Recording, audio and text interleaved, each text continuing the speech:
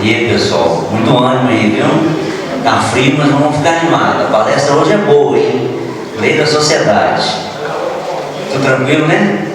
Então vamos em paz, né? Para mais um encontro na casa de Miramês. Que possamos receber nessa noite de hoje, né? Aquilo que viemos buscar com muito carinho. Porque com certeza, né? Nossos irmãos de luz já estão aí conosco, nos abraçando, trazendo para nós as melhores energias, que possamos aproveitar cada momento nessa noite de hoje e também levar nossos pensamentos a nossos lares, né, para os nossos familiares, aqueles irmãos que estão necessitados, né, de ajuda. É um momento para que possamos unidos fazer essa força, né, rogando a Jesus, nosso Mestre amado, que esteja sempre conosco e com nossos irmãos. Bom, então nessa noite de hoje, como já foi falado, o tema Lei de Sociedade, o Altair vai fazer a exposição para nós. E pedimos então, para quem estiver com o celular, colocar em modo silencioso ou desligar, né, para que transcorra, né, a palestra com tranquilidade. Então vamos então fechar nossos olhos para a gente fazermos a nossa prece, entrarmos em contato, né, com o alto. Que possamos na noite de hoje, nessa amado Jesus, nos sentirmos ao seu lado. Que possamos nessa noite estarmos vibrando as melhores energias para que esse aprendizado, esse estudo do Evangelho esteja sempre andando conosco. Que possamos melhorar a cada dia. Que nessa noite de hoje possamos elevar nossos pensamentos, dirigir os nossos sentimentos àqueles nossos irmãos necessitados, que possa chegar aos nossos lares, levando luz, paz e harmonia. Agradecemos sempre a Deus nosso Pai por essa grande oportunidade, desta reunião de hoje, porque nesse momento estamos recebendo todas as luzes, todo o amparo, agradecendo também a Miramês, toda a sua equipe, que já está conosco, fazendo de nós, né, esse porto seguro neste momento. Que a paz esteja com todos. Que assim seja. Altair. Boa noite a todos. Boa noite. Nós vamos colocar Jesus e a espiritualidade amiga para que possa nos envolver, para que possa nos conduzir, para que juntos a gente consiga fazer esse estudo à noite, como o nosso irmão nos disse, sobre a lei natural, né? Nós estamos em todas as segundas-feiras trabalhando sobre alguma lei moral, lei do trabalho, lei de conservação. Hoje vamos falar sobre a lei social. Na pergunta 614 do Livro dos Espíritos, os Kardec indagam os Espíritos sobre o que é a lei natural. E a espiritualidade responde para Kardec que a lei natural é a lei de Deus. E na pergunta 621, ele pergunta onde está a lei de Deus? E a resposta está gravada em nossa consciência. Essa é a resposta de Kardec, antes de entrar a partir da pergunta 776, que vai entrar sobre a lei de sociedade. Por ser uma lei natural, nós instintivamente nascemos e fomos programados espiritualmente para viver em sociedade, para caminhar em sociedade, dependendo um do outro, para que a gente possa crescer, para que a gente possa evoluir, para que a gente possa experimentar, né? Para que nós possamos nos conhecer verdadeiramente, porque em contato na sociedade, através das nossas reações, é que nós vamos nos conhecendo. Porque quando é reação, é uma coisa natural. Eu sinto e ajo. Aqui, por exemplo, fazendo um estudo, eu estou programado. A minha mente me programa para esse momento. Então, eu estou calmo, me interagir com a espiritualidade, através da misericórdia de vocês, através do pensamento, do sentimento que paira no ambiente, facilita esse exercício, mas na reação não. Na reação é o instinto. Então eu tenho momentos que poderemos dizer, só para ilustração, de sublimidade, mas também na reação eu passo a ter momentos de extrema brutalidade. A exemplo, num trânsito, numa pessoa que nos dá uma má resposta, numa dificuldade que chega à nossa porta. Então, por isso que viver em sociedade é extremamente importante e é a base da nossa evolução espiritual. E nós vamos trabalhar um pouco nesse sentido, porque nós vamos nos perdendo na sociedade, em meio à sociedade. Nós temos dois momentos. Quando eu tenho razão, eu entendo que eu tenho razão, e quando o outro também tem razão, que é dono de uma razão também. E o que dificulta esse conflito de razões?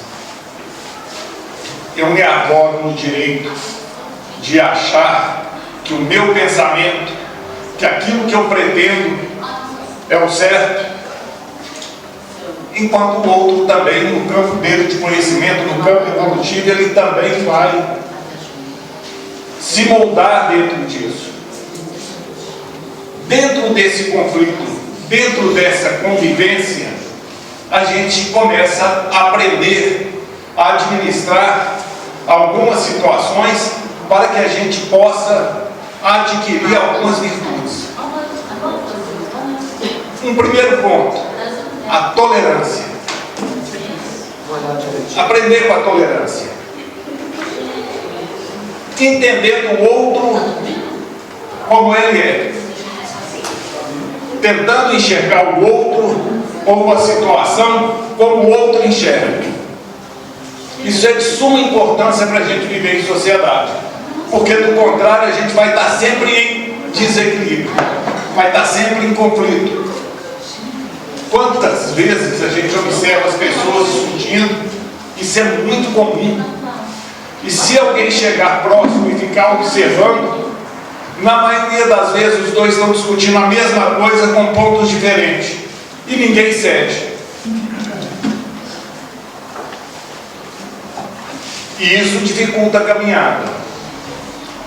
Qual que é a base da sociedade? É o nosso lar. O lar é o primeiro núcleo de sociedade e o mais importante. O mais importante porque dentro do lar nós somos o que somos. Nós somos o que somos. Com a pessoa distante, a gente tem sempre um comportamento diferente. Fazendo esse estudo com o Simão Pedro, ele traz um exemplo de um lojista que trabalhou a semana inteira, 3 horas da tarde no sábado, está para fechar sua loja, entra uma pessoa, um cliente que ele nunca viu, e chega para ele e fala: olha, você já está fechando a loja? Me desculpe, mas eu volto outra hora. Não, por favor, entra. Ele vai lá, tira os produtos, olha, atende, mostra. Essa pessoa em dúvida fala: olha, eu não quero nada agora, estou em dúvida, volto na segunda-feira. Ele: pois não, a loja não fecha, a hora que você voltar nós estamos aqui para te atender. Mas quando é um cliente que já é amigo, que já é conhecido, que já é próximo, esse mesmo lojista, quando esse cliente chega e pergunta: você está fechando? Ele: estou, segunda-feira você volta. O que é isso? Por que com aquele que é mais próximo a gente é mais frio? Tem até uma fala que é muito comum a gente dizer. Às vezes a pessoa passa por você, você não está vendo, ela vem passando, você: ô, peraí, você dormiu comigo? Né? A gente fala isso comumente, como se a pessoa que dorme com você não deve ser cumprimentada, porque o conceito seria esse, né? Você dormiu comigo, você não me cumprimentar? Mas é porque é o que a gente tem em meio à sociedade. Aqueles que estão muito próximos, a gente valoriza pouco. Aquele que está muito próximo, nós entendemos que para viver em sociedade com Ele, eles não fazem mais do que a obrigação de nos dar atenção e nos servir. E a gente faz isso de maneira natural.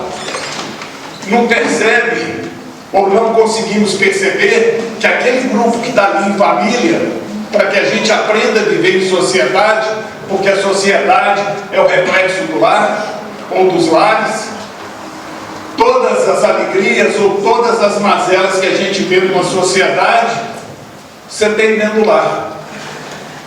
Todos os conflitos, todas as dificuldades. É a base. Se eu não consigo me interagir, se eu não consigo ter uma respeitabilidade, um amor com aqueles que estão comigo dentro do lar, como que eu vou ter com aqueles lá fora? Nós podemos entrar numa linha de raciocínio também, que alguém pode estar pensando assim, mas tem pessoas lá fora que são mais irmãos do que aqueles que estão dentro de casa. É uma verdade. A gente tem algumas simpatias espirituais por convivências outras, que isso realmente acontece. Mas aqueles que estão na nossa casa, no nosso lar, são as ferramentas que nós temos para trabalhar esses sentimentos, para buscar essas virtudes que vão trazer o crescimento. Por isso que nós somos moldados em viver em sociedade e programados para isso. Na pergunta 776, Kardec faz a seguinte pergunta: a vida social está na natureza? Resposta: certamente. Deus fez o homem para viver em sociedade. Deus não deu inutilmente ao homem a palavra e todas as outras coisas, e todas as outras faculdades, necessárias à vida de relação. Então, o dom da palavra, o dom de pensar, o dom de sentir, todos esses atributos que o Pai nos deu, é para que a gente pratique. Mas para que a gente chegue na perfeição, nós temos que entender o nosso lar e conviver com as diferenças que existem no nosso lar. Eu dei um exemplo aqui, né? Você dormiu comigo, de uma pessoa que passa. Como que eu trato a minha esposa? Como que eu trato o meu filho? Como que eu trato o meu marido? É com a mesma deferência que eu tenho para um colega de trabalho? Ou para qualquer outro na rua? Para quem? Aí eu vou mexer com o lado feminino, né? Para quem que eu devo me arrumar? Ou para quem eu devo estar cheiroso? Para quem eu devo estar disponível, alegre? É para aqueles que estão comigo dentro do lar? Ou é para os de fora? Eu brinquei que é para brincar com o lado feminino, que diz que a mulher veste para outra mulher, né? Que ela se observa tanto que uma veste para outra. Mas é no lar que eu tenho que trabalhar isso. Eu tenho primeiro que ter uma postura equilibrada dentro do meu lar. Se eu me comporto dentro de um restaurante com certa polidez, vamos dizer assim, dentro do lar eu tenho que ser melhor do que lá.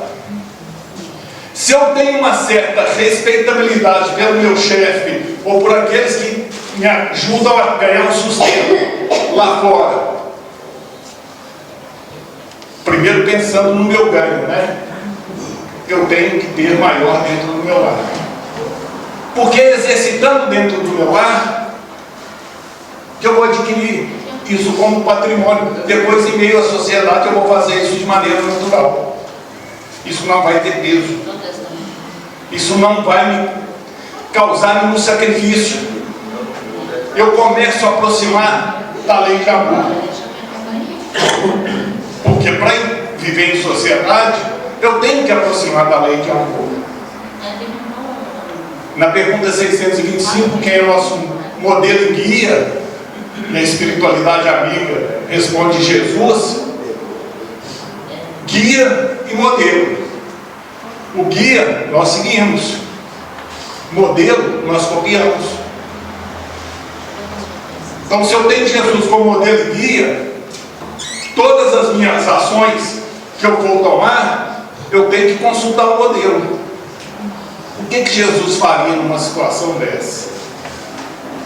O que ele faria numa situação difícil, por exemplo, que no lares acontece sempre, e é necessário que as crises venham dentro do lar, que é para que esse movimento nos fazer crescer. Como que eu vou me importar?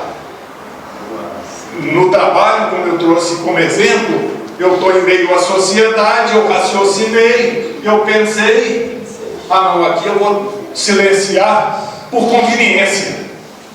Porque se eu for entrar em conflito, eu posso perder o emprego, eu posso criar uma situação ruim, eu estou me preparando para aquela ação. Dentro do lar, não. Dentro do lar, nós somos o que somos. Então, dentro do lar, eu reajo sem pensar. Minha vontade não foi feita, eu brigo. Não atenderam da maneira que eu queria, eu bato a porta. Se é algo que eu não consigo entender, eu vou criar uma dificuldade para que aquilo não aconteça sem buscar um entendimento. Porque ali eu imponho o meu lado mais dificultoso, vamos dizer assim, mais complicado. Eu estou batendo muito, gente, em cima do lar, porque é aí que é a verdadeira oportunidade. Ali que nós sabemos até onde a gente pode ir, ou que nosso espírito dê condições de ir. Porque quando a gente fala aqui em questão da reação, enquanto eu tenho esse corpo, enquanto nós estamos aqui encarnados e usando o corpo, fica fácil. Porque a gente tem alguns filtros que nos facilita, né, e nos protege para que a gente tome alguma ação. Mas quando a gente desencarna, nós somos o que somos. Não precisa de ninguém falar as nossas virtudes ou defeitos. Está estampado. Nós vibramos aonde nos é próprio. Então, se eu estou próximo do amor, da tolerância, da indulgência, do perdão, do bom convívio, eu vou estar refletindo isso. Se eu não tiver, nós vamos entrar na lista do falso profeta, que muito falou, muito estudou, mas pouco aproveitou. Porque o que interessa não é a quantidade de vezes que eu vou ler o Evangelho. Isso não interessa. O que interessa é o que o Evangelho vai provocar em mudança em mim a partir do momento que eu leio. Aí que vai fazer diferença. Então, para viver em sociedade, nós somos programados. E viemos com esse e com todos os atributos para vivermos em sociedade. Mas aí a gente tem um complicador. Eu vou dizer dois, que se chama orgulho e egoísmo. O orgulho vai bater naquele ponto que eu já disse aqui, que eu tenho a minha razão e eu estou certo. Então, se eu faço alguma sugestão dentro do meu lar, e minha mãe, ou meu pai, ou meu marido, ou minha esposa vira para mim e responde: eu não concordo com isso, eu vou entrar logo em conflito mental. Quem são eles para dizer o que eu devo ou não devo fazer, concordar ou não concordar comigo? Mas quando eu pego essa mesma situação e levo para o campo do Evangelho, para Jesus, eu posso falar de maneira um pouco diferente. Eu posso estabelecer alguns princípios dentro de uma boa convivência para expor meu desejo. A pessoa, ou eu responder a pessoa que eu não concordo, é um direito? Posso fazê-lo. Mas se eu quero uma boa convivência, eu posso fazer de maneira diferente e obter um resultado às vezes melhor. Dando como exemplo, interessante o que você disse, mas eu penso um pouco diferente. E quando a pessoa quiser saber esse pensamento, você expõe o que você pensa, mas fora do conflito. Porque o grande problema do conflito, da convivência, é a gente ter minimamente as nossas vontades contrariadas. Gente, é complicado demais. A gente reage de maneiras, você pode até não falar, mas você vibra de maneira diferente. E isso traz sofrimento, isso traz crise. Mas como que isso vem refletir em meio à sociedade? Se nós entendemos aqui que a sociedade é o reflexo dos nossos lares. Nós falamos que tem corrupção no Brasil, não é? O Brasil é conhecido como um país muito corrupto. Mas fizeram uma pesquisa e saíram perguntando para as pessoas: tem corrupção no país? Tem. Você é corrupto? Não. E foram fazendo um número grande de pessoas. Todos admitem a corrupção, mas ninguém se assume corrupto. E aí entra um processo que a gente vai entrar para dentro do Evangelho. O que é corromper? É só pegar, eu estou corrompendo, eu estou fazendo parte da corrupção, eu estou adulterando, só quando eu levo vantagem financeira? Eu acho que aí já é o extremo da situação. Se nós estamos falando e pegamos como estudo, como base o lar, como que eu começo a corromper a cabeça daqueles que comigo convivem? Com as crianças, por exemplo. Alguém bateu na porta, fala que papai não está aí. E você estando lá. Você começa nas pequenas coisas a corromper. E isso vai dar um reflexo grande lá fora. Porque você está o primeiro ensinamento que você está dando para o seu filho é mentir. É óbvio que a criança não tem filtro. Tem verdades que não precisa ser dito. E isso, quando ela vai amadurecendo, ela não vai dizer uma mentira, mas ela pode omitir uma situação para não criar um problema maior. É outro aspecto. Mas para a criança, ela começa a registrar que aquilo é um procedimento correto. Por quê? Porque a criança, ela aprende muito com os pais. Na parte moral, basicamente é com os pais. Hoje nós temos uma crise muito grande, até nesse aspecto. Que a criança, às vezes, aí com tenra idade, passa por 3, 4 personalidades. É uma cuidadora que trabalha um ano e meio, sai, vem outra, aí com outros campos de conhecimento, com outras atitudes, ela vai viver mais 1 ano, 2 anos, troca, porque os pais, por necessidades de trabalho, que eu não estou condenando isso, tem que terceirizar isso. E torna-se mais pernicioso, porque quando chega em casa cansado, ao invés de dar atenção para os filhos, vai dar atenção para a televisão e celular. E dá um tablet para a criança. Como ajustar essa criança depois em meio à sociedade?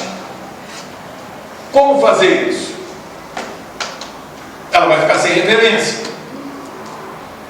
Porque cada pessoa é um universo, é um conjunto de coisas boas e, vamos dizer, de coisas menos felizes. É disso que nós somos formados. Só que quando você tem uma referência moral do pai e da mãe, como a gente tinha nas encarnações passadas, nas encarnações passadas e em tempos passados, né? Há 40 anos atrás, os pais conheciam os filhos. Com a pandemia aí, os pais descobriram que não conheciam, que a família não se conhecia. Estamos numa sociedade doente. Estamos numa sociedade que precisa ser revista. E a pandemia para isso foi maravilhoso. Porque nós vimos o lado ruim da pandemia. Qual foi o lado benéfico da pandemia? Trazer todo mundo para dentro de casa. Convivência próxima. Na época lá de Jesus, logo após, o pessoal teve que ir para o campo. Estava todo mundo centralizado, foram para o campo. Quando você faz esse movimento, você sai um pouquinho do meio para fazer uma aferição daquilo que você está vivenciando no lar. Quantos lares não deram conta? Quantas crises? Quantos pais olham para os filhos e falam: eu não imaginava que meu filho tinha capacidade de ser desse jeito, vivendo na mesma casa. Porque nós evoluímos tecnologicamente, mas perdemos moralmente. E aqui o estudo é para a gente trabalhar esse lado da moral do Evangelho. Retomar isso, aproximar da família, estruturar o lar, trazer a respeitabilidade de novo para dentro do lar. Respeitabilidade, qual está aí, está falando? Não, aqui o Evangelho está falando e nos sugere. É isso que nós precisamos, porque senão nós vamos ter muito conflito e vamos viver situações muito delicadas. Vou dar um outro exemplo para a gente entender isso. 2 jovens para casar. Imagina que esses jovens, já desde namorado, que é comum hoje em dia, briga toda hora. Toda hora está em conflito. Aí a filha vira para a mãe e fala: mãe, vou casar com fulano. O que ela vai responder para a filha? Minha filha, pelo amor de Deus, vocês brigam toda hora, você vai arrumar problema. Não, mãe, pode ficar tranquila, que quando eu casar, eu vou conseguir mudar ele. O filho chega lá para a mãe, fala: mãe, vou casar com fulano. Ela: meu filho do céu, não faz um negócio desse, você está brigando demais, dá conta, vocês vão criar problema. Não, mãe, você pode ficar tranquila, que depois que eu casar eu vou mudar ela. Pode até conseguir. Ele muda ela vai ser o que ele é. Ela muda ele vai ser o que ela é. Vão continuar diferentes os dois e continuar brigando do mesmo jeito. O que impacta? Qual que é a proposta? Ninguém diz: eu vou mudar pelo outro. Eu vou mudar pelo outro, eu vou renunciar aquilo que eu tenho como desejo, não como valores morais, mas em prol do outro. A gente não vê. Porque o egoísmo não nos deixa agir assim. E em meio à sociedade eu vou ser o reflexo disso. Por isso que hoje você tem casamentos que não duram 1 ano. Porque eu caso pensando em ser feliz. Minha esposa casa pensando em ser feliz. Ela pode me fazer feliz. Eu posso fazê-la feliz? Posso. Agora, eu fazer com que ela me faça feliz, não. E nem ela fazer com que eu a faça feliz. Porque fazer o outro feliz é um desejo nosso. Só nós é que podemos fazer. Ah, eu vou casar para ser feliz. Não, criatura.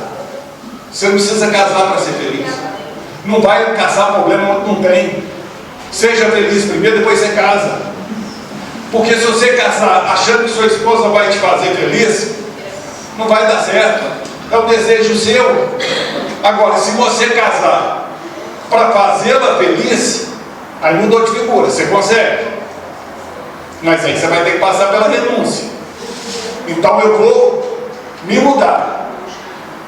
A minha mudança vai provocar no outro a mudança necessária. Se eu quero um lar equilibrado, que tenha respeito, que tenha amor, que tenha solidariedade, o que eu tenho que levar para esse lar? Equilíbrio, respeito, amor, solidariedade, entendimento. É a base. É a base. A disciplina.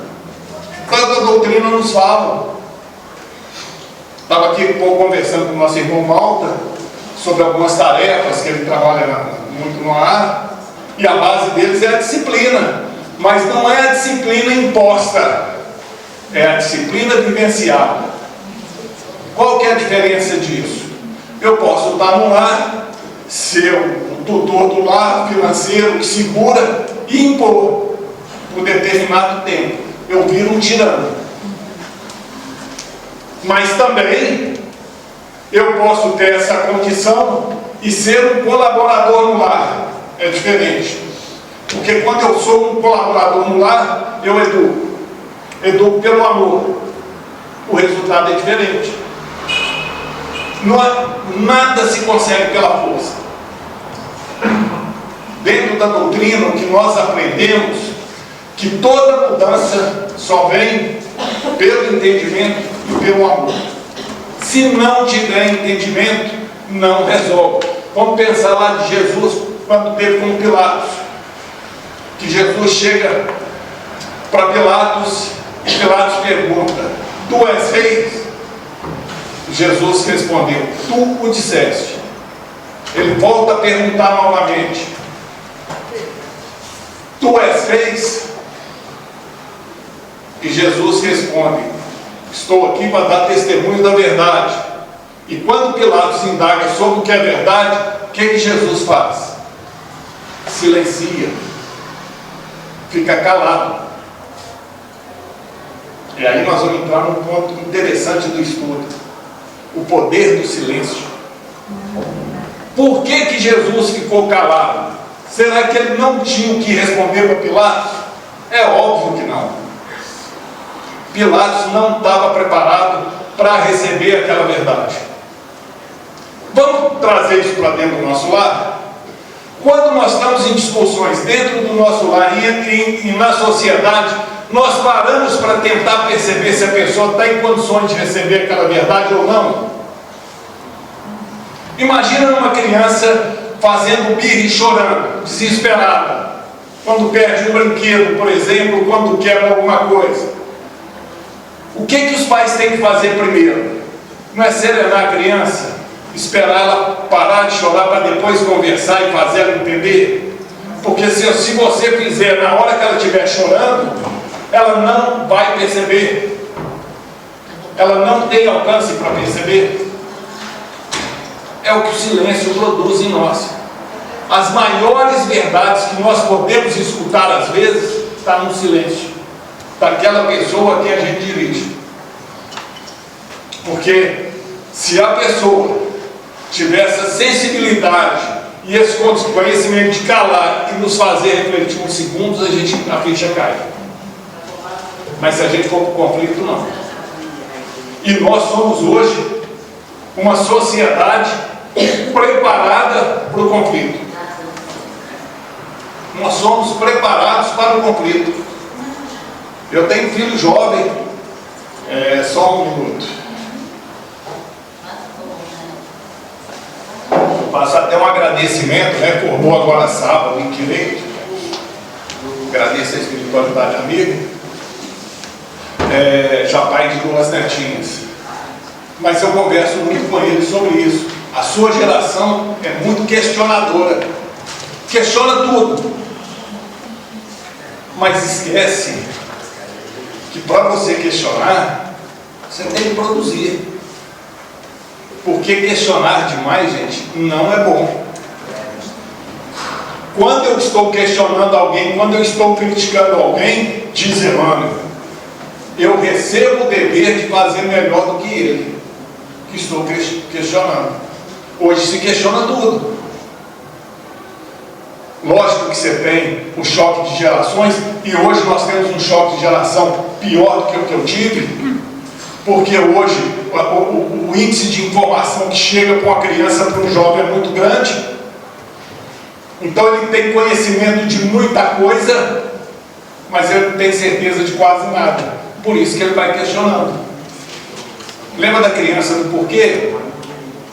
Não pega o copo que se você soltar quebra, mas por quê? Porque ele vai no porquê, a criança vai no porquê. A nossa juventude está assim, ela vai questionando. E cheia de razão. Por mais que você coloca, tem sempre um argumento que vem outro argumento. Mas quando você traz para dentro do Evangelho, vamos lá, porque é sim, sim, não, não. Desarmou. Porque aí eu vou ter que trabalhar com aquilo que eu tenho de valor. Eu não estou jogando pedra no meu filho e nem nos jovens. Não é esse o objetivo do estudo. Primeiro que isso não traz crescimento nenhum. É para a gente começar a refletir de maneira diferente. Se eu quero alcançar a paz, se eu quero alcançar o amor, se eu quero alcançar um bom convívio, se eu espero amanhã uma sociedade mais equilibrada, vamos aprender com Jesus. O que Jesus falava quando ele trazia os ensinamentos? Quando ele dizia: o reino dos céus é semelhante a um pescador que jogou a rede. O reino do céu é semelhante, quando ele estava falando para o agricultor, aquele que colocou a semente no sulco da terra. O reino do céu é semelhante àquele que achou um tesouro. O reino dos céus é semelhante a uma pérola, aquele que encontrou uma pérola. E o que tem de comum nesses ensinamentos? O reino dos céus é semelhante àquele que pescou. Você pega o peixe onde? Não é debaixo d'água? Não é no interior da água? O reino do céu é semelhante àquele que jogou a semente no sulco da terra. Não é no interior da terra? O tesouro não é enterrado na terra. A pérola não é no interior de uma ostra. O que Jesus está nos ensinando com isso? É semelhante a uma mulher que pega 3 porções de fermento e joga numa massa. A massa, para ser trabalhada, levantar lá de dentro para fora ou de fora para dentro? É de dentro para fora. O que ele traz de ensinamento? O trabalho tem que ser interior. Tem que começar comigo. Tudo isso que nós falamos até aqui agora, nesses poucos minutos, é para desdirecionar que, para mim viver isso em sociedade, eu primeiro tenho que criar uma estrutura íntima. Depende de mim. Depende de mim. Nós tivemos uma viagem agora e compramos uma coisa naquela loja. Vou falar o nome da loja não para não falar publicidade, não dê. Mas veio dizer o seguinte, né? Nós podemos construir o Brasil que queremos. Olha essa frase. Nós podemos construir o Brasil que queremos. É criticando o político? É jogando pedra no político? Não. É conosco. É começando a mudança interna. É trabalhando pela lei de amor. Né? Passar as coisas pelo crivo. Como nós falamos aqui do silêncio, o mundo foi criado pelo poder da palavra, do verbo, não é? Pois não, irmão. Existe uma máxima dentro da nossa Irmandade. Quando a gente descobre, quando a gente percebe que é possível e que pode melhorar, a gente se expressa, que comece por mim. É isso aí. O caminho é esse. O caminho é esse. Porque se não for assim, não vai dar resultado. Não tem como. Nós estamos sempre... Gente, nós temos aquele pensamento seguinte: nós vamos ter o outro Jesus Cristo. O pensamento de todo mundo é esse. Vai ter um presidente que vai chegar e vai resolver tudo. Nós já estamos 2023 anos. Jesus não vai voltar não, gente. O trabalho é nosso. É conosco. É mudando dentro do meu lar que eu começo a preparar a geração futura. E isso é impressionante, porque é o seguinte: quando eu começo a fazer esse trabalho, isso começa a dar resultado dentro da família. Porque os familiares começam a te perceber mais equilibrado, mais comedido, você pensa mais para falar. Se o que você for falar não vai trazer equilíbrio, como diz Emmanuel, preferir você calar. Cara, espera o momento certo. Vocês já viram um briga de família como é que é? Metade toma o apoio para um, a outra metade para o outro. Aí aquele que está chegando vê que o outro está de desvantagem, não quer nem saber e vai para o lado do outro. E aí põe mais fogo. Tem um ditado antigo que eles falavam, né? Casa que falta pão, todo mundo grita e ninguém tem razão. O que é isso? Nos momentos de grande conflito, vamos silenciar, vamos trazer o Evangelho, né? Vamos trazer a luz do Evangelho para que a gente possa edificar. Vamos aprender a sacrificar. Eu aprendi isso há pouco tempo, eu achei sensacional sobre a palavra sacrificar. Sacrificar para a gente entende como uma coisa pesada, não é? Sacrifício. Mas você sabe o que significa na etimologia mesmo a palavra sacrificar? Tornar sagrado. tornar sagrado, sacrificar. Tudo que eu vou fazer, tornar sagrado. Todas as falas de Jesus, todos os movimentos de Jesus tinham um objetivo sublime. Todos. Todos. Por isso que deu o conflito que deu. Todo mundo esperando um Salvador. Ele vem trazendo a lei de amor. A gente ainda não estava preparado para entender a lei de amor. Todos os movimentos dele. Como que está sendo os nossos movimentos no dia a dia? Nós estamos conseguindo tornar sagrados os nossos movimentos? Tem um ponto que o orgulho, o egoísmo nos coloca às vezes, e isso é teste para a nossa vivência. Olha uma pessoa quando vai disputar um cargo de emprego ou um concurso. Desculpa. Qual que é a prece que ela faz? Deus me protege e me dê a vaga. Não é assim? Vou rezar para Deus ajudar o meu filho. Mas quando eu faço o Pai Nosso, é Pai Nosso que estás nos céus. Então, se tiver 100 disputando aquela vaga, Deus é Pai de quantos? Não sei. Mas eu quero que o meu filho possa ter o resultado. Entro num outro campo. Mas qual que é a programação do meu filho reencarnatória? Vou dar um exemplo. Imagine que você vai fazer um concurso público, mas que na encarnação passada você teve extrema dificuldade nesse meio. Você se corrompeu, você desviou da rota da sua encarnação, e isso foi muito difícil para você. Mas pelo processo reencarnatório você traz uma grande facilidade de aproximar desse setor. Vocês acreditam que seu anjo de guarda vai deixar você passar?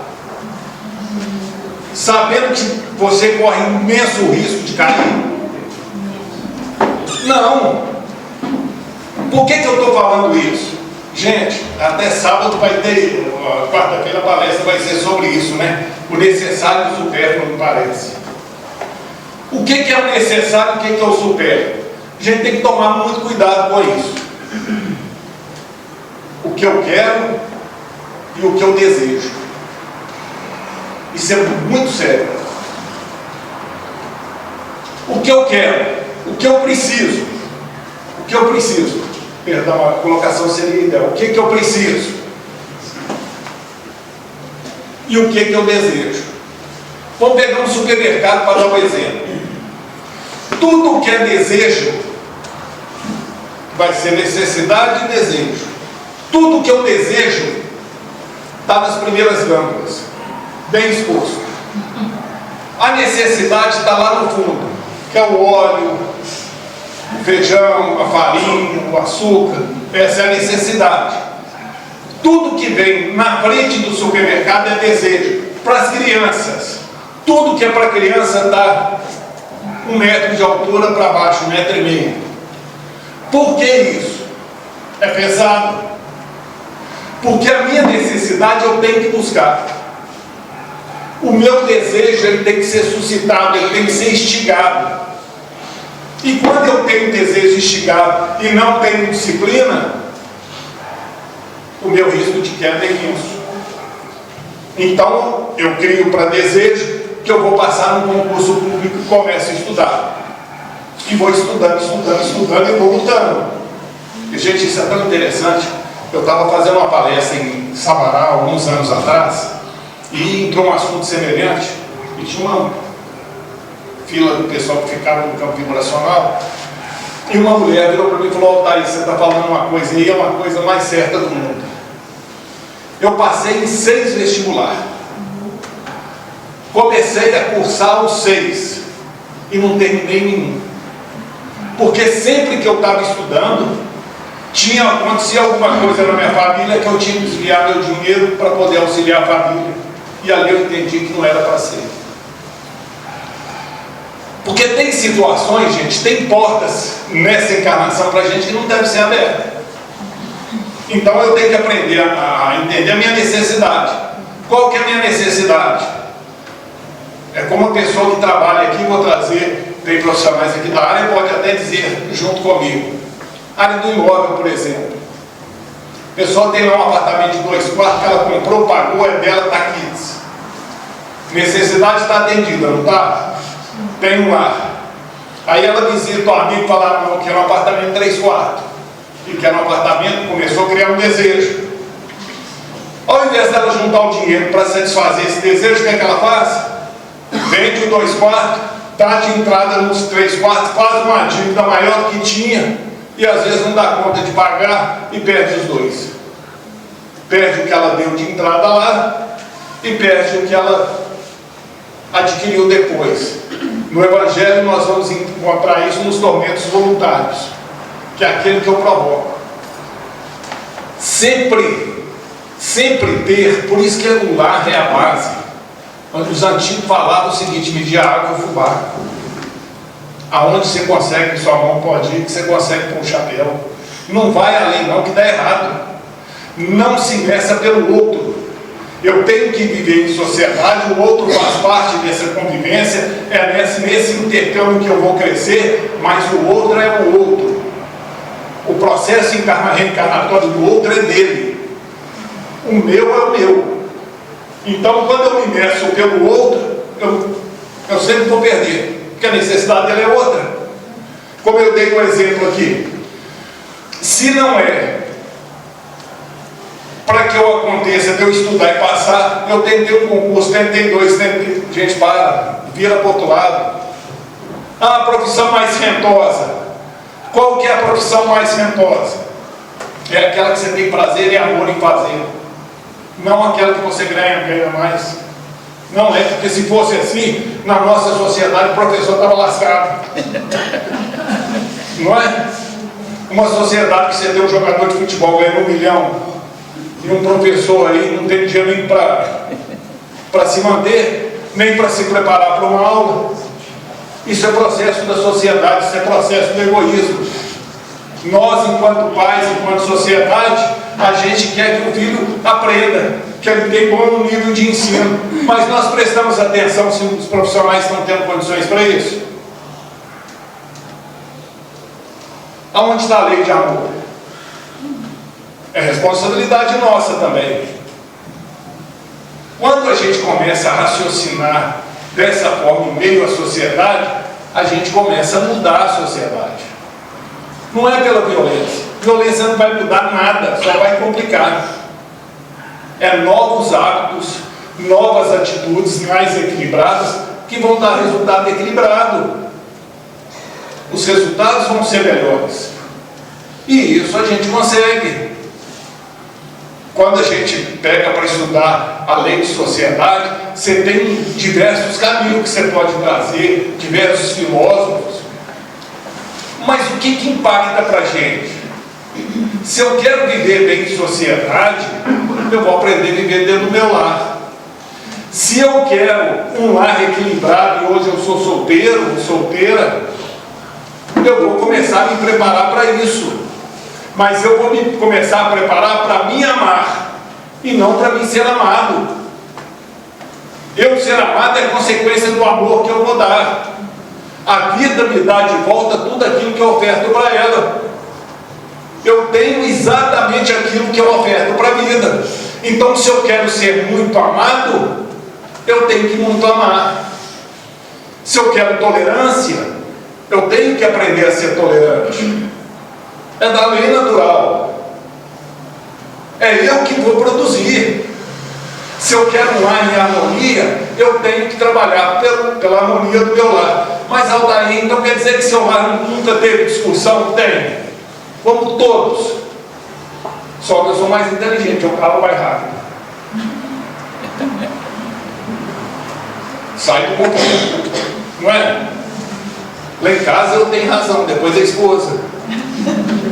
Mas Ô, gente, às vezes a gente brinca assim e faz até para o estudo ficar mais. Mas é tão simples isso, a vida é tão simples. quando a gente aprende a sair desses conflitos, eu impor uma maneira de ser, e quando eu aprendo que eu simplesmente tenho que ser autêntico comigo mesmo. Aquilo que eu não der conta, eu vou pedir ajuda. Eu vou buscar um conselho, eu vou buscar uma fraternidade, eu vou buscar um psicólogo, eu vou buscar como eu dei o exemplo do Malta aqui, um trabalho fantástico de uma AA. Pois não, Malta? Há 32 anos, 6 meses e alguns dias, eu estava à porta da loucura. Hoje eu já me sinto menos insano e mais sereno. Mas é uma caminhada construída. Tem um ditado da espiritualidade, Malta, que diz o seguinte: a violência, ela resolve rápido e por pouco tempo. Tudo que você resolver pela violência, resolve rápido e por pouco tempo. Aquela solução que é duradoura, ela é trabalhada, ela é construída, ela tem base. Você pode chegar em casa e na violência barrar algum desequilíbrio, mas vai durar pouco tempo. Mas quando você vai para a lei do amor, que você vai educar dentro da lei do amor, leva um tempo maior, mas ele é duradouro. Nós temos um livro dentro da doutrina que chama Digna Estrela, da Sheila, que fala sobre a evangelização. Eu vou pegar esses minutos finais para falar disso, um pouquinho sobre as crianças. Se tiver alguma pergunta, a gente fica à vontade. Que fala sobre a evangelização de crianças. Digna Estrela. Vale muito a pena ter esse livro. É um livrinho gostoso, usa a natureza, é muito bacana. E narra o que acontece dentro de uma evangelização. Crianças que são atendidas, os espíritos são atendidos, é muito bacana. E dá uma noção de como educar os filhos dentro do Evangelho. Porque se a gente está falando de uma base, de uma moral, não existe outra moral que não a divina. Seja ela a religiosidade que você esteja estagiando, católico, evangélico, espírita, budista, hinduísta, o que você tiver, mas a base é o Evangelho. E ele traz essa condição que nos dá a capacidade de levar para a criança da maneira que ela possa entender. Aqui na casa, por exemplo, os domingos que a gente vê isso mais, nós temos as evangelizadoras. Às vezes as mães ficam com as crianças aqui em cima e não é aconselhado, porque lá elas vão estar escutando sobre o mesmo tema que a gente está falando aqui, mas num campo que elas conseguem entender e perceber. E depois em casa os pais vão continuar trabalhando essa atividade. Quando você está com a criança aqui, ela pode ouvir alguma coisa que pode impactar, porque ela ainda não consegue pegar o contexto, formular um equilíbrio dentro do que você está dizendo. Isso é importante. É importante que a gente preste atenção nisso. Eu estava fazendo um estudo agora recente e viu, Antônio, isso aí para você que está na mesa, puxão de orelha. Dizem que se continuar do jeito que nós estamos no movimento espírita, com 40 anos ele acaba. Porque os jovens não estão vindo. O número de jovens é pequeno. E pior, quando chega um jovem, a gente quer mudar a doutrina para agradar o jovem, esquecendo que o jovem é um espírito que já vivenciou muito, e que tem capacidade, e que tem muita luz, e que tem muito a oferecer, mas ele precisa ser direcionado. Pode ser até mais antigo que você. Exatamente. Mas ele precisa naquele momento ser direcionado. E nós temos dificuldade. Porque se você pegar aí hoje esses influenciadores, né? Com pouco tempo os caras têm milhões de jovens acompanhando. Por que a gente que está falando de uma verdade absoluta, que é Jesus, não nós, mas Jesus, é uma verdade absoluta, a gente não consegue reunir 15, 20 jovens? Para aí para pensar, porque a base familiar está comprometida. Nós nos comprometemos dentro do nosso lar. Dentro do nosso lar, pois não. Nós tivemos uma palestra na UFMG, não fui eu, fui minha filha, com um professor de 80 anos. E o terceiro do ensino médio, terceiro ano, foi. E o professor ficou encantado com as perguntas direcionadas. Aí eu perguntei à minha filha, falei, como assim? Ela falou assim, mãe, ele tem 80 anos, mas ele tem tanta assertividade, ele teve tanta empatia, ele transmitiu o conhecimento com tanta leveza, tranquilidade e segurança, que ele conseguiu cativar toda a turma. Sim. Ou seja, eu não fiquei no degrau de cima, eu desci ao degrau que estava e cativar. É isso aí. Olha, isso é tão interessante, Mara, porque quando a gente fala de lar, quando eu estava falando, eu vou pegar esse exemplo seu para trazer para dentro do lar, ela trouxe um professor que conseguiu, eu tive uma experiência dessa com meu filho, vou falar daqui a pouco, que foi muito interessante com Haroldo Dutra. Mas quando se você tem um conhecimento a mais, o que Jesus fez para encarnar na Terra? Baixou seu campo vibracional para um ponto que a gente pudesse entendê-lo. Se ele fez isso, por que nós não fazermos? Por que na hora de uma discussão no lar eu tenho que confrontar? Por que é eu que tenho que ter razão? Vamos fazer um meio a meio, vamos fazer um aprendizado. Se eu quero fazer com a criança, eu vou descer o nível dela para que ela entenda, porque senão não vai entender. Quando eu disse aqui, Mara, você falou de cativar, há poucos minutos que está faltando, e eu quero fazer esse agradecimento final. Meu filho está formando agora pela PUC, ele fez praticamente 2 faculdades, ele fez até o 8º período, fez uma cirurgia muito séria e teve que trancar. E 9 anos atrás, exatamente 9 anos atrás, que minha neta fez aniversário, faz outubro, 9 anos atrás, faz outubro, que fez sábado. Ele me fez um pedido, pai, eu só opero depois que minha filha nascer. Minha nora estava grávida. E a perspectiva era as piores possíveis. Fez a cirurgia, recuperou, graças a Deus, tudo bem, e agora ele... Mas há uns 2 meses atrás ele teve uma crise de pânico. Coisa ficou complicada. Eu estava aqui fazendo estudo, não sabia do que estava acontecendo. Ele saiu da faculdade, que é na Praça da Liberdade, e foi comprar um álbum, foi escrito da Copa, para a filha dele, que ela tinha pedido. E ele já tinha decidido que ele não ia para a aula, que já estava numa crise de ansiedade, e despencou um chuvão, um temporal. Ele falou que parou na praça, falou, quer saber uma coisa, deixa eu olhar, já está, do jeito que está. E chegou uma pessoa com um guarda-chuva, e parou do lado dele e falou, eu estou indo para lá, você tem barulho? Eu estou indo. Era o aluno Dutra, que estava indo dar uma aula, e que dessa aula ele participou, a hora que ele viu quem era ele. E ele me relatou isso depois.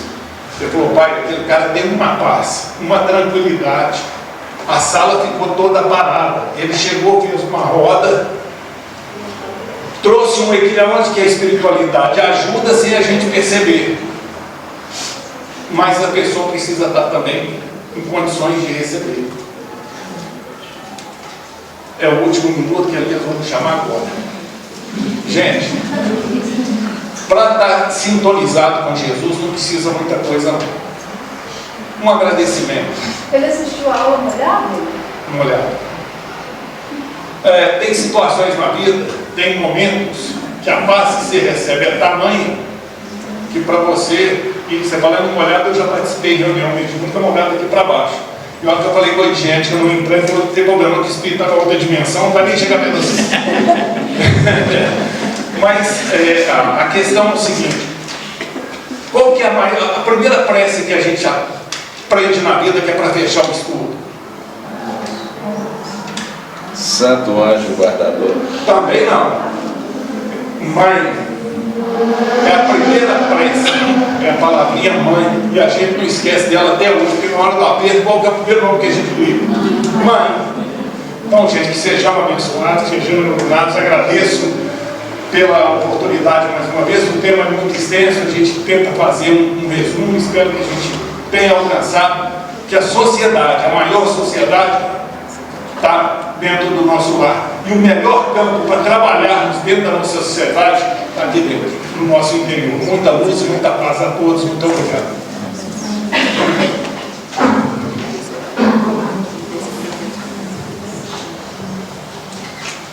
Agradecemos ao País, né, pela exposição, e foi rapidinho, fechou no horário, viu, pessoal? É em cima. Bom, vocês já têm recebido esses recados aqui frequentemente. Nós temos aqui na casa o atendimento fraterno, né? Como que funciona? Chegar aqui na recepção até 19 horas, deixar o nome lá, aquilo que tem a necessidade de conversar, né, de trazer aqui para casa, né, receber o atendimento, um amparo, na segunda e quarta-feira esse atendimento fraterno. Deixa o nome lá e aguarda no salão que será chamado para esse amparo, essa conversa, tá bom? Na quarta-feira temos a orientação espiritual. O processo é o mesmo, chegar, deixar o nome na recepção e aguardar no salão que vai receber o receituário espiritual, tá bom? Pessoal, estamos precisando para compor as cestas básicas: açúcar, arroz, óleo, leite e fubá. Quem puder doar, puder colaborar, né, pode deixar na recepção, ou então colaborar também em espécie, né, tem o Pix, tudo anotadinho ali, né, para quem quiser colaborar. Nós vamos ter um evento aqui na casa dia 17. Quem tem compromisso de 17 de junho? Então pode marcar, porque seu compromisso é aqui, tá? No sábado, 17 horas, dia 17 às 16 horas. Mas para falar melhor desse evento, eu vou chamar a Fanny, que está participando da organização. Por favor, Fanny. Boa tarde. Boa tarde. Boa noite. A comadre Fanny, gente, chegando aí. Bom? Bom. Eu vim aqui convidar todas as mulheres, todos os homens, acho que isso não, e todas as crianças também, para a gente se reunir dia 17, né? Como ele falou. Aí, perdi meu vocabulário, cadê esse? Mas enfim, vai ser uma festinha legal, vamos confraternizar juntos, vai ser uma tarde muito em paz, porque é o nosso Arraial da Paz. Estamos trabalhando, tem uma paz, né, essa semana e a próxima com a evangelização. E o nosso Arraial da Paz vai ser muito legal. Venham, participem conosco, e tem muita comida gostosa. Tem umas surpresas que antes não teve todos os anos. Acho que eu não vou contar ainda não. Vou deixar de surpresa. E é isso, pessoal. Todos convidados, tá bom? Boa noite. Mas faltou uma coisinha, gente. Nós somos dando doação para essa festinha, viu? 31 litros de leite. Vai anotando aí, gente. É muito pedido. 50 latas de leite condensado, amendoim, rapadura, óleo, peito de frango, muita coisa. A lista está de fora. Quem quiser colaborar também, viu? Eu ia até vir a caráter, pessoal. Mas eu vou deixar para o dia 17 para vocês me verem a caráter, viu? Bom, então para não delongar muito, nós já estamos aqui no finalzinho, nós vamos então agradecer, né, por estarmos aqui nessa noite de hoje, ter recebido esses ensinamentos. Eu vou convidar meu companheiro Edmar para fazer a prece final. Depois da prece, nós vamos ter o passe. Quem for ficar para o passe, que permaneçam na fila, em silêncio, para colaborar por esse momento, ok? Vamos elevar nossos pensamentos a Deus, fechar nossos olhos e deixar fluir todas as nossas energias, né, para entrar em contato com a espiritualidade maior, buscando a paz, a harmonia, pedir que o nosso Mestre nos oriente na nossa caminhada, que possamos colocar em prática tudo aquilo que foi dito aqui hoje, né? Tantas coisas que foram colocadas e que a gente comete tantas falhas no nosso dia a dia, para que possamos estar corrigindo possamos estar praticando o amor, querendo fazer o outro feliz e não que o outro nos faça feliz.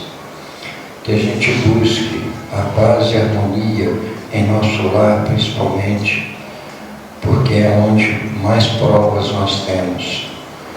Que busquemos auxiliar aqueles que estão próximos a nós, que busquemos a compreensão, a harmonia, para que a gente possa praticar o amor dentro de nosso lar, dentro daqueles que estão mais próximos, porque assim começa a irradiar para toda a sociedade. Se precisamos crescer, precisamos amar. É através do amor e da caridade que seremos alguma coisa que poderemos, né, ser um espírito de melhor compreensão e crescendo espiritualmente. Que nosso Mestre nos ajude e nos apoie a todo instante e que possamos estar em paz e chegar ao nosso lar levando paz e harmonia. Seja conosco, Jesus, hoje, agora e sempre. Que assim seja.